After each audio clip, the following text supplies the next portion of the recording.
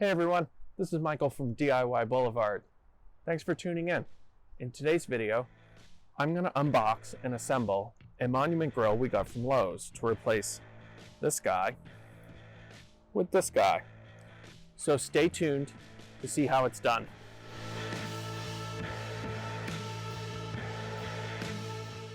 Alright, so this is the new grill. It has a glass lid. Well, a glass window in the lid. Seems kind of cool. And it's got two side burners, one for like a pot and one for like searing. Pretty big. I lucked out. I don't know why, but it was free truck delivery for Lowe's. And if I had known it was this small, I could have put it in my car, my SUV, but whatever, delivery was free. All right, let's open this up and see what we've got.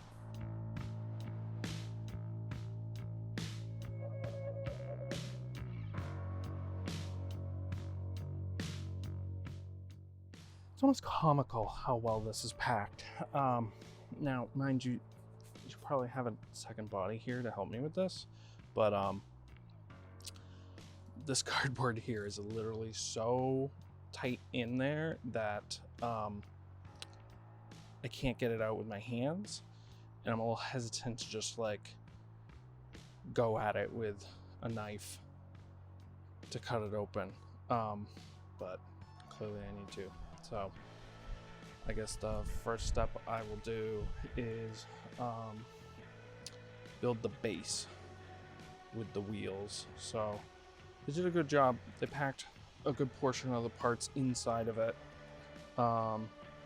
And then the frame basically is gonna all be assembled.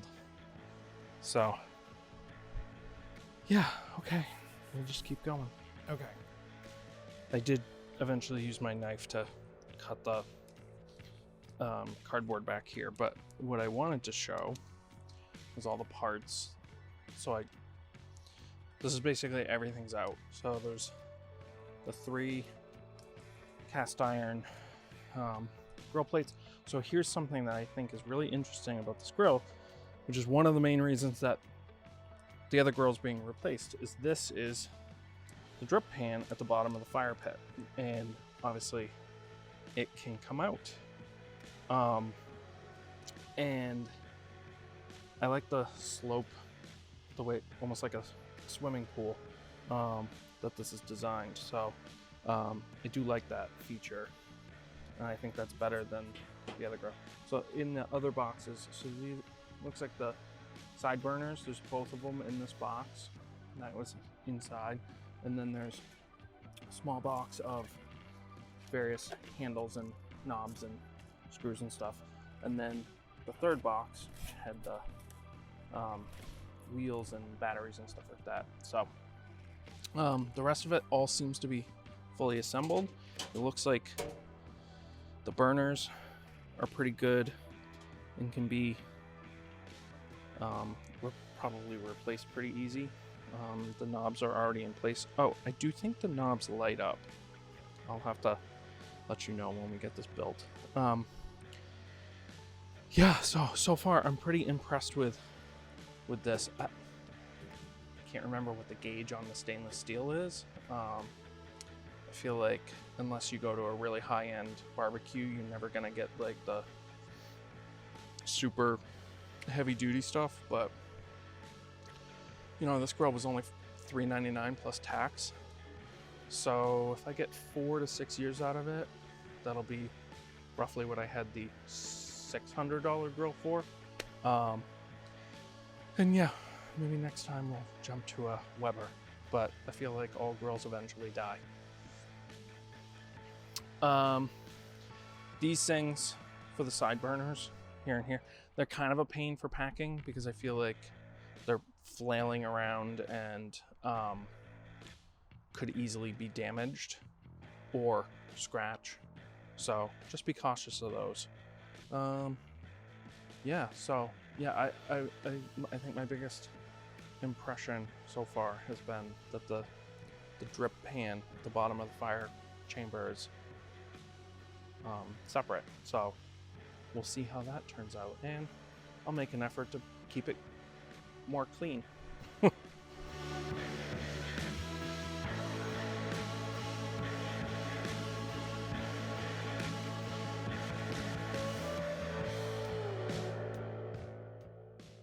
So a little update. I like this finish. One thing I noted, none of the screws have like locking nuts or anything, so I don't know if the screws will come loose over time. I don't really move my grill around very much once it's in place, but so you may have seen from the time lapse that the side panels go in and they push, basically you pull them against these screws here and here, and then tighten those down and then attach these. And I don't know if it says it in the instructions because I really didn't read them other than the pictures, but when you go to put this piece in, if this and this were pulled all the way forward, the problem was it overlapped like right here, and this wasn't very flush.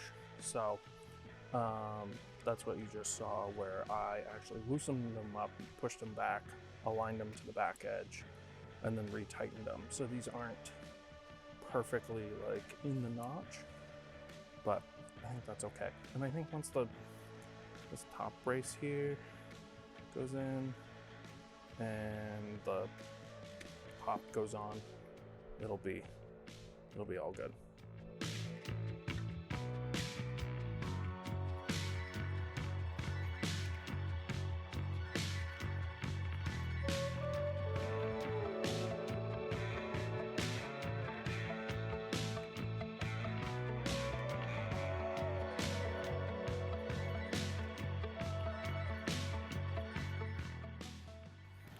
So the first side panel is on. A couple of interesting things. Yes, it does have LED knobs, because there's a light switch right here. Though this is a USB port. Don't know what that's for. I guess I'll figure that out. Under here, so the instructions have you mount this and attach, like, the LED panel goes on this side, and then the valve is right there. Now the line goes in here. The line is longer.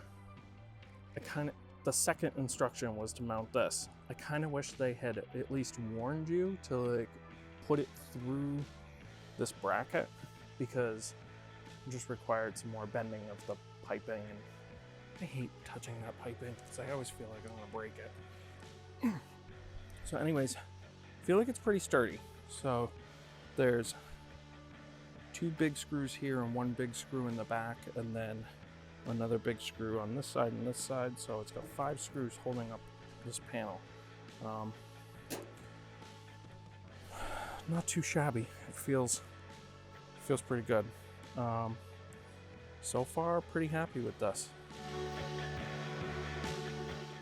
Alright, I think I might have missed a little bit of footage, but we shall see. So here, one thing that just was a pain was this pipe, which is the main pipe to the tank. The rubber hose is already attached, but it was, let's see if we can, it was out on this side, and it was a real pain to like push it up because there's other pieces of metal up there, to try to push it up and not damage it. So then that mounts to the side. So should the regulator to the tank. The next step of the instructions is to put the doors on. So these are fully on now and wired up, piped. Let's see if I can get this. There we go. That's on.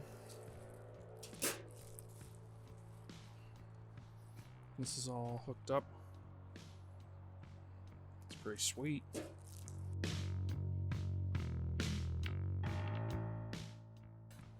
My mind is blown right now. So this whole tray comes out.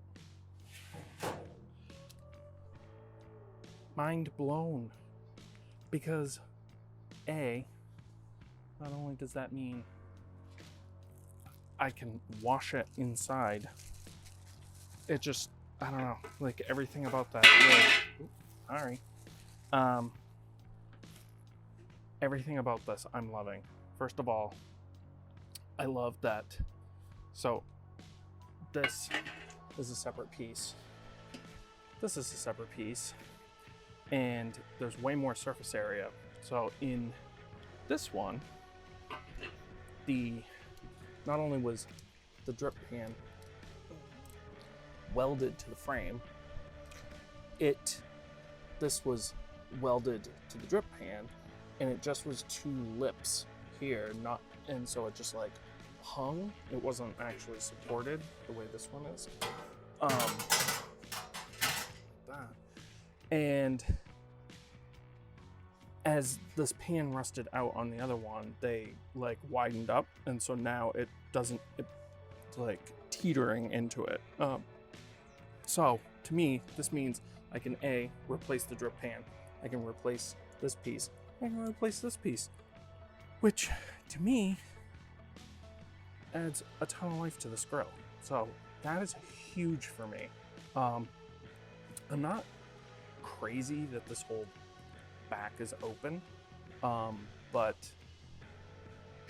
yeah, it is what it is. I do wish that this had one big full panel. All right, there we are. New grill, completely assembled. Back up a little bit. And it's home. So yeah, I would say assembly was pretty straightforward. If you follow the instructions actually do not contain a lot of written instructions. It's very visual, very IKEA. You know, the side burners come completely assembled other than the knobs. Just have to mount them. The whole main piece, like I mentioned before, the drip pan can come completely out to be cleaned, which I think is amazing. So yeah, I'm really hoping if I keep it clean, I won't have a rust problem. So there's one battery here, and then there's 4 batteries.